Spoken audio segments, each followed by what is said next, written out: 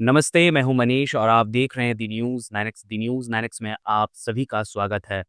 पूरे बिहार में चुनाव का बिगुल फूँक चुका है और चुनाव को लेकर हेलीकॉप्टर से लेकर पैदल नेता दौड़ रहे हैं। और इस बीच हमारे साथ हैं जन सुराज के राष्ट्रीय अध्यक्ष उदय सिंह उर्फ पप्पू सिंह जी। सबसे पहले हम इनका स्वागत करते हैं। सर, सबसे पहले स्वागत करते हैं और सबसे पहला सवाल रहेगा सर। हाँ, धन्यवाद मनीष। क्या हाल है? एकदम ठीक है सर। बोलो। पहला सवाल, पूर्णिया के लिए ही कैंडिडेट आपने फेसबुक पे क्यों मांगा? पूर्णिया पे और फेसबुक पे मांगा ही नहीं। फेसबुक पे जो कमेंट आए, मैं रात को हम लोग प्रत्याशियों का चयन कर रहे थे, तो करते करते और मैं मुझे जहाँ तक याद है मैं पजामे में भी था, लुंगी पहन के बैठ के, ऊपर कुर्ता पहन के, और मैं प्रशांत जी वगैरह वगैरह चर्चा कर रहे थे। पता नहीं मेरे दिमाग में क्या है, मैं कहा पूर्णिया के लिए तो मैं पूछता हूँ अपने लोगों से कि कैसा कैंडिडेट। तो मैंने उसी टाइम डाला उसका, बल्कि टाइम देखोगे तो तुमको मिलेगा 1 बजे, 1:30 बजे, ऐसे रात फिर 2 बजे रात को हाँ, 2 बजे रात को, 2 बजे रात को डाला। जो देख रहा था। तो फिर रात को डाला है, और अगले दिन होते-होते, जबकि कोई पर्व भी था, कोई छुट्टी थी, क्या था पता नहीं, लेकिन लाखों लोगों ने उसको देख लिया और हज़ारों कमेंट आ गया। और उसको मैं मुझे फ़क्र है ये कहते हुए कि एक मेरे जैसा व्यक्ति एक फ़ेसबुक पे आपने डाल दिया और कहीं नहीं डाला था। उसको 3.5 लाख लोगों से ज़्यादा ने, पूर्णिया के लोगों ने देख लिया, और उसपे करीब मुझे 4,000 या 3,500 पौने 4,000 कमेंट भेज दी। और उस कमेंट को पढ़कर जो मुझे समझ आया, उस अनुसार फिर हम लोगों ने यहाँ टिकट का वितरण किया, क्योंकि वो टिकट का वितरण हमें पूर्णिया लोकसभा के जितने भी विधानसभा क्षेत्र हैं, उसके सामाजिक समीकरण को साधने में उसने मदद किया मेरी। तो मैं आभारी हूँ पूर्णिया के लोगों का। अब आपके माध्यम से वो ज़िम्मेदारी उन पे डाल देता हूँ कि भाई आपके कहने पर हमने एक साफ-सुथरा छवि का उम्मीदवार दिया है। अब उसे जिताना और वहाँ भेजना आपका काम है, क्योंकि वो जीत के नहीं जा रहा, आप पूर्णिया के लोग जीत के जाएँगे, ये व्यवस्था बदलनी। तो पू यही कारण है कि मैंने पूर्णिया के लोगों से माँगा है, पूर्णिया के लोग सच में त्रस्त हैं। वही चेहरा देख के जो यहाँ बनता है वो बहुत लंबे-लंबे कार्यकाल तक रह जाता है, 2, 3, 4 बारी वो बन जाता है एक ही आदमी। और सब लोग तो लोग परिचित ही हैं, कोई ऐसा तो है नहीं कि कोई अपरिचित चेहरा आ जाता है। तो ऐसे में एक बहुत साफ-सुथरा उम्मीदवार हमने जनसुराज से दिया है, और मैं आशा करता हूँ कि पूर्णिया के लोग इसको महसूस करेंगे, पूर्णिया सदर कॉन्स्टिट्यूएंसी के लोग इसको महसूस करेंगे और अपना आशीर्वाद उसको ज़रूर देंगे। और बताइए? अब हम पॉलिटिकल सवाल करते हैं बिना नाम लिए। बताइए। राष्ट्रीय जनता दल लगातार हेलीकॉप्टर उड़ा रही है, आज कांग्रेस भी हेलीकॉप्टर उड़ा रही थी और जन स्वराज पीछे चल रही है, इसके पीछे की वजह? ये पीछे की कोई वजह नहीं है। ये तो मैं नहीं कहूँगा कि इतने भी हमारे पैसे नहीं है कि एक हेलीकॉप्टर उड़ा सकें प्रशांत जी के लिए। लेकिन आवश्यकता नहीं महसूस हो रही है, बहुत लंबे काल से काम किया है, 3.5 वर्ष से प्रशांत जी ने अपनी हड्डी गलाई है। और जन स्वराज के लिए जो भी जहाँ लड़ रहा है, वो बड़ा अस्वस्थ ढंग से लड़ रहा है। मैं कल जब पूर्णिया आ रहा था, तो मैं रात के 3-4 बजे यहाँ पहुँचा, क्योंकि रास्ते में बाढ़, और फिर बेगूसराय में लोगों ने रोक लिया और बहुत अगल-बगल के प्रत्याशी लोग आ गए अपने समर्थकों के साथ। तो उनसे बातचीत करते-करते एक बात समझ में आई, देखिए जीत और हार तो ऊपर वाले के हाथ में है। लेकिन उनका जो विश्वास है, उनकी जो खुशी है, उनको जो लड़ने में मज़ा आ रहा है, कह रहे हैं कि आप भी आ जाइए, घूम जाइए, और प्रशांत जी आ जाए तो बहुत अच्छा हो जाए, वो अलग बात है। लेकिन मैंने नहीं देखा कि वो किसी रूप से इसी बात पर डिपेंडेंट है कि राष्ट्रीय अध्यक्ष चला गया या कोई बड़ा नेता चला गया, या वो चले गए। तो और दूसरी बात, हम वोट किससे माँग रहे हैं? जो पलायन करने के लिए मजबूर है। और कहाँ कैसे जा रहे हैं? हवाई मार्ग से जा रहे हैं। क्यों? समय नहीं है। तो भाई पहले शुरू कर लेते। किसने मना किया था? और मनीष, ये मैं अपनी सीख से आपको बता रहा हूँ। मैं भी इन्हीं की तरह एक समय में पुणे में चुनाव लड़ता था, तो हेलीकॉप्टर से घूमता था। गाड़ी से भी घूमता था, हेलीकॉप्टर से भी घूमता था। तो एक चुनाव में हेलीकॉप्टर से मैंने किया, चुनाव हार गया। अगला चुनाव जो 2004 का लड़ा, तो गाड़ियों से लड़ा। फिर मैं हेलीकॉप्टर नहीं रखा। तो एक गाँव में पहुँचा, मुझे अच्छी तरह याद है, नाम मैं इसलिए नहीं लूँगा कि फालतू में क्या करूँगा? तो वहाँ जाते ही सबने प्रणाम किया, प्रणाम मालिक करके खैर जो सत्कार होता है वो तो हमेशा होता है। बिठाया उन्होंने और एक व्यक्ति ने पहला सेंटेंस यही बोला, "अब की भेले ना, अब की एलहोने गाड़ी से, ई देख रहो ने सड़क कौन सड़क पर चले छिए? आइल रहो पिछला बार हवाई जहाज से उड़ के, त हवाई जहाज भए गेलो ना, अइलो ना, अबरी देखियो की हेतै।" और सच बात है, मैं जीत गया। और सच बात है कि जब हिचकोले खाइएगा नेता बनकर, तो देखिएगा कि आपने क्या किया है, क्या नहीं किया है, किस चीज़ की आवश्यकता है, तो पर्सनल कनेक्ट ज़्यादा बनती है। इसलिए मैं ये जानते हुए भी कि मैं शायद अपने पार्टी के लिए कुछ नुकसान कर रहा हूँ, कि प्रशांत जी को फ़ोर्स नहीं कर रहा है कि वो हेलीकॉप्टर का इस्तेमाल करें, क्योंकि एक बात तो पक्की है ना मनीष, कि हमारे पार्टी में एक ही स्टार प्रचारक है, अगर सच मायने में देखा जाए, वो प्रशांत किशोर जी हैं। उनकी लोकप्रियता के सामने हम सब लोग फीके पड़ जाते हैं। उनको भी अगर हेलीकॉप्टर हम लोग कह रहे हैं मत कीजिए, इस्तेमाल नहीं करना, तो जानते हुए कि भी वो कम जगह पहुँच पाएँगे। तो इसके पीछे वजह यही है कि हम लोगों को बतलाना चाहते हैं कि भाई हम आपके संग हैं। हम ऊपर से उड़ के, ज़मीन से निकल कर हम आपके बीच में कोई ऐसी बात नहीं करना चाहते, जिसको हम कल पूरा नहीं कर सके। जनसुराज का जो वादा है, वो वादा वादा के लिए नहीं है, वो वादा पूरा करने के लिए है। बिहार में बदलाव, बदलाव करने के लिए है, सिर्फ़ बातों के लिए नहीं है। इसलिए हेलीकॉप्टर नहीं इस्तेमाल कर रहे। हमारा महत्वपूर्ण सवाल अब आता है सर, महागठबंधन में डिप्टी सीएम को लेके मार चल रहा है और इस वक्त के जो वर्तमान सांसद हैं, चूंकि आचार संहिता लागू है, नाम नहीं ले सकते हैं, उन्होंने साफ किशनगंज में कह दिया कि एक माइनॉरिटी से महागठबंधन का बनेगा, वो भी उप मुख्यमंत्री। अब जिनका आप नाम नहीं ले रहे, मैं भी उनका नाम नहीं ले रहा। किसको बेवकूफ़ बनाना है? भाई अगर उनकी महागठबंधन में कोई पूछ है और उनकी चलती है, मैंने सुना कि कुछ टिकटों में उन्होंने इधर-उधर किया है, लोग जैसा कह रहे हैं मुझे नहीं मालूम। लेकिन तो कम से कम यही सुनिश्चित कर लेते कि भरपूर मात्रा में मुसलमानों को टिकट दिलवा देते। क्यों नहीं दिलवाया? ना कांग्रेस से दिलवाया, ना मुकेश सहनी की पार्टी से दिलवाया, ना राजद से दिलवाया। और अच्छा सवाल आपने मनीष पूछ दिया मुझसे। मैं आपके माध्यम से फिर अपना ही काम निकाल लेता हूँ, आप मेरा काम आसान कर रहे हैं। मैं मुसलमान भाइयों को कहना चाहता हूँ और पूरे संजीदगी से कि आप कहते रहते हैं कि आपकी सियासत में आपको भागीदारी नहीं मिलती। भाई हम ज़बरदस्ती तो आपको विधानसभा नहीं भेज सकते, लेकिन विधानसभा का रास्ता तो होता है चुनाव लड़ के।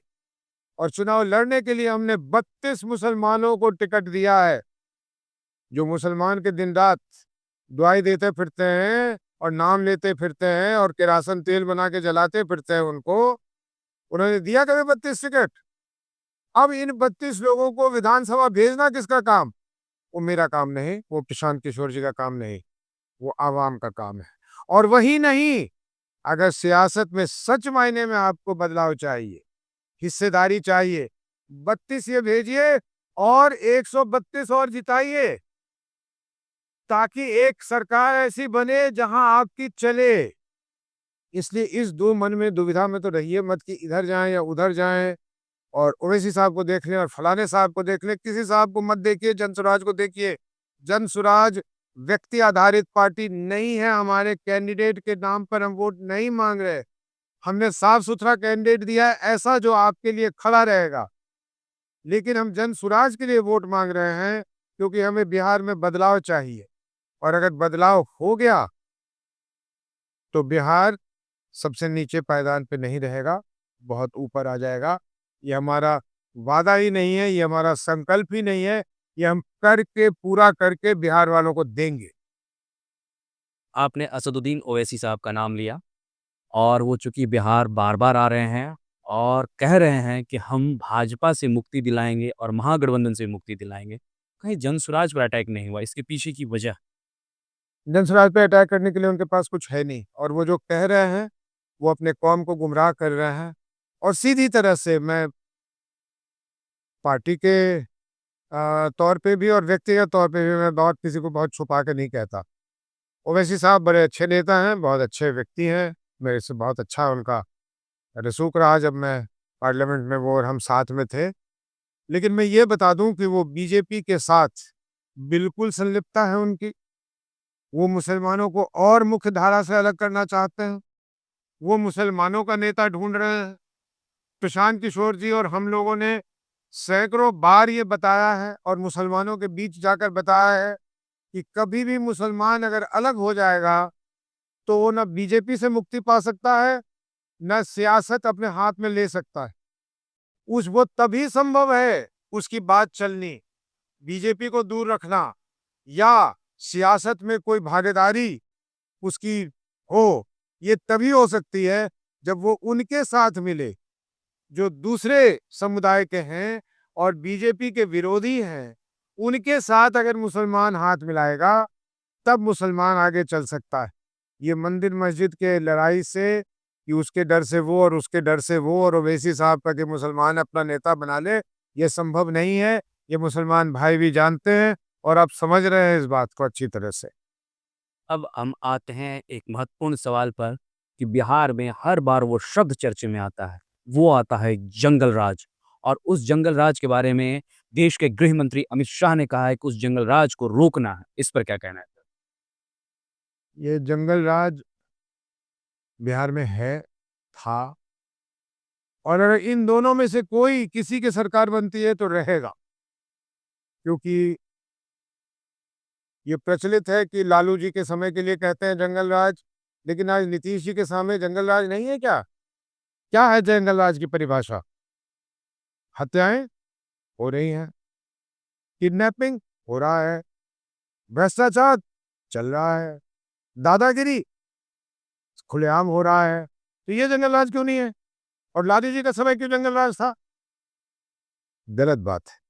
ये गलत बात है और अमित शाह जी वगैरह जैसे लोगों को ऐसे शब्दों को जरा, गृह मंत्री हैं, उनकी जिम्मेदारी है कि किसी राज्य में जंगल राज ना हो, लेकिन उनको ऐसे नहीं बोलना चाहिए। जंगल राज अभी भी जंगल राज ही है। हम सबसे महत्वपूर्ण सवाल करते हैं उदय सिंह उर्फ पप्पू सिंह जी से, जो इस वक्त बिहार के हर पत्रकार लिखना चाहते हैं और उन्होंने सवाल मेल पे मेल डाले हैं। वो सवाल हम आपसे पूछते हैं।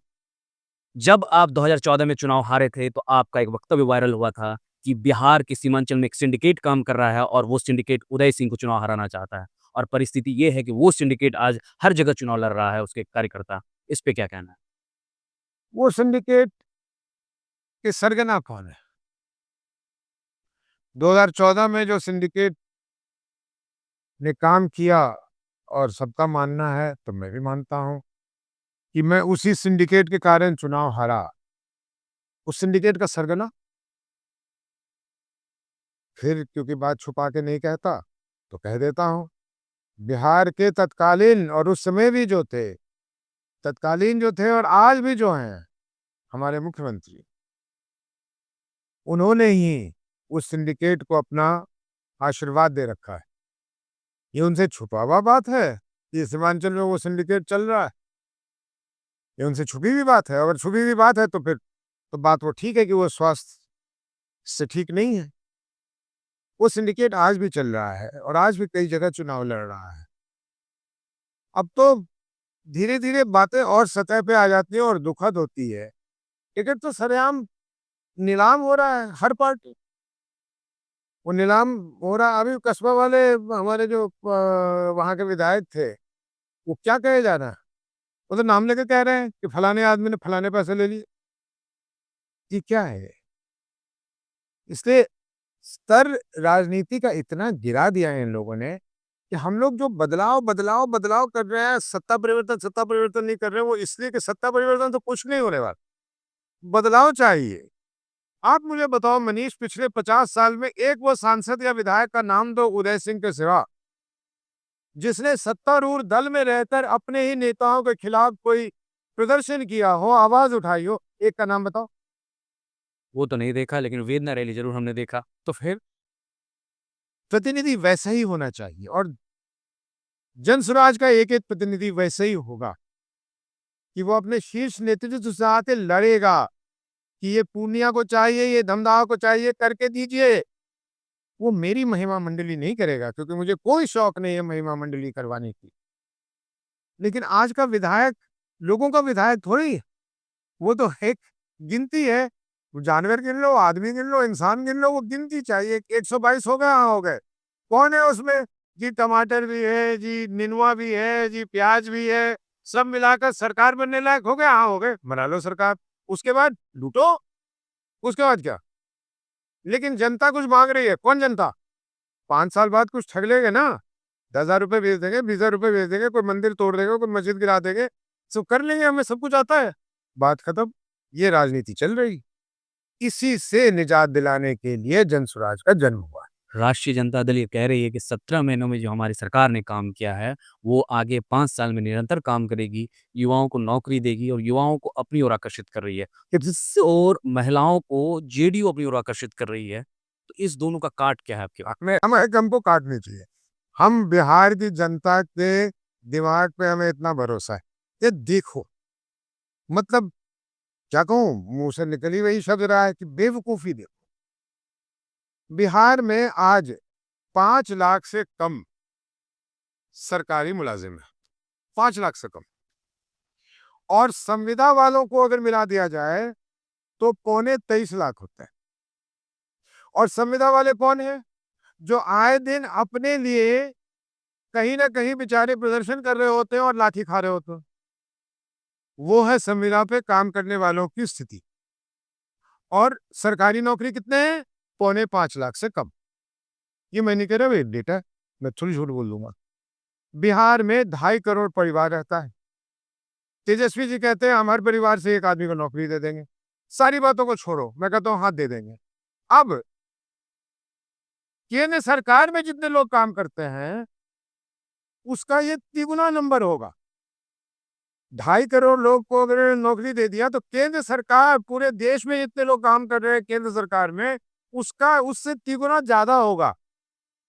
ये क्या करेंगे भैया? सड़क में झाड़ू लगवाओगे सरकारी मुलाजिम से, क्या करोगे? चलो, उसके बाद इनकी तनख्वाह कहां से दोगे? आज जो 10,000 रुपए दिए हैं ये नीतीश कुमार जी ने, 5 साल बाद पता नहीं कनेक्शन मिल गया होगा, तार जुड़ गई होगी, तो कुछ आ गया होगा समझ में। 10,000 रुपए बांट दिए हैं। सवा सवा करोड़ लोगों को, महिलाओं को दिया है। 12,000 करोड़ या 10,000 करोड़ रुपए दे दिए हैं। कहाँ से दिए हैं? नालंदा के अपने गांव से लाए थे। अब जरा आप सोचो, बिहार इतनी ज्यादा कर्ज में डूब जाएगी कि बिहार का नीलामी होगा, बिहार नीलाम होगी। और खरीदने वाला कौन होगा? हाँ, अडानी और अंबानी। वो आपके राज्य को खरीदेंगे। अगर ये लोग आ गए और इन लोगों ने ये हिमाकत कर दी और बेवकूफी कर दी। एक अर्थशास्त्र विद्या है, अर्थशास्त्र को समझना चाहिए। मैं नहीं कह रहा कि तेजस्वी जी को समझ नहीं आ रहा। मैं वो बातें नहीं कर रहा कि कौन कितना पढ़ा है लिखा है नहीं है। मैं तो ये कह रहा हूं कि अर्थशास्त्र समझिए, कहां से लाइएगा और उससे करवाइएगा क्या। सरकारी मुलाजिम को हम 50,000 रुपए इसलिए देते हैं कि वो जो काम करके देता है उसका मूल्य 50,000 रुपए से ज्यादा होता है। आप 2.5 करोड़ लोगों को जब तनख्वाह देंगे, उनसे कौन सा काम करा लेंगे? उनसे कौन सी क्या चीज अर्जित करा लेंगे जो उन पैसों को आप जस्टिफाई कर सकते हो? क्या मतलब है? सिर्फ दोनों के दोनों बेवकूफ बनाने पे लगे हुए हैं। जनता भी समझ रही है 10,000 रुपए आ रहे हैं तो क्यों नहीं आएगी, खुशी से लेंगे। वोट जहां देना है देंगे, क्योंकि उनको भी मालूम है कि इसके बाद मिलना नहीं है। सर, आपको भारतीय जनता पार्टी उम्र चोर बता रही है, इस पे क्या कहना है? उमर चोर? अच्छा चलिए, बहुत ये नहीं चोरी। अच्छा, वो जो एफिडेविट का है, अरे बनी जी, एक ऐसा कानून है या कानून की हम लोगों को समझ है कि जिस समय नॉमिनेशन फॉर्म भर रहे होते हैं उस समय हमारे वोटर आईडी पे जो भी नाम, गलत पता तो गलत पता, अक्षर में कोई गलती हो तो उसी को लेकर वही उम्र को हम लोग दर्शाते हैं जो उस पे रहता है, इस डर से कि हमारा नामांकन रिजेक्ट ना हो जाए। अब रह गई बात कि किसी चीज को करने के लिए किसी के पास कोई वजह होती। मैं आपका अगर गला काट दूं आज तो मेरे पास कोई वजह होगी, आपसे कोई लड़ाई होगी, मुझे घूमते फिरते आके आपको गला नहीं काटूंगा। तो मैं अपनी उम्र को कम या ज्यादा दिखलाकर, या तो मुझे कुछ हासिल करना हो, मुझे कहीं सरकारी नौकरी में जाना हो, मुझे कोई कॉम्पिटिशन एग्ज़ाम में बैठना हो, मैं कोई ऐसी चीज़ के लिए या कम या ज़्यादा उम्र का हूँ कि उसको घटा लूँ, सम्राट चौधरी जी से मिला लीजिए। उनके पास कारण था कि वो गलत एफ़िडेविट देके अपना अगर उम्र कम कर लेंगे, 15 साल से कम के, तो जुवेनाइल कहलाएँगे और जेल से निकल आएँगे, जेल से निकल आए। उदय सिंह के पास कौन-सी कारण हो सकती है कि वो 10 साल ज़्यादा या 10 साल कम लिखेंगे? तो उम्र जोड़ का क्या मतलब है? ये तुम कहना चाहते हैं? बहुत-बहुत शुक्रिया हमारे साथ थे जन स्वराज के राष्ट्रीय अध्यक्ष उदय सिंह उर्फ पप्पू सिंह जी, जिन्होंने अपनी बातों को बेबाकी ढंग से रखा। बहरहाल दर्शकों, आपको हमारा ये इंटरव्यू कैसा लगा? आप अपनी राय हमारे कमेंट बॉक्स में ज़रूर दें। अगर आप हमारा ये वीडियो फ़ेसबुक पे देख रहे हैं, फ़ेसबुक पेज लाइक कर लें। अगर आप हमारा ये वीडियो यूट्यूब पर देख रहे हैं, यूट्यूब चैनल सब्सक्राइब कर लें। शुक्रिया।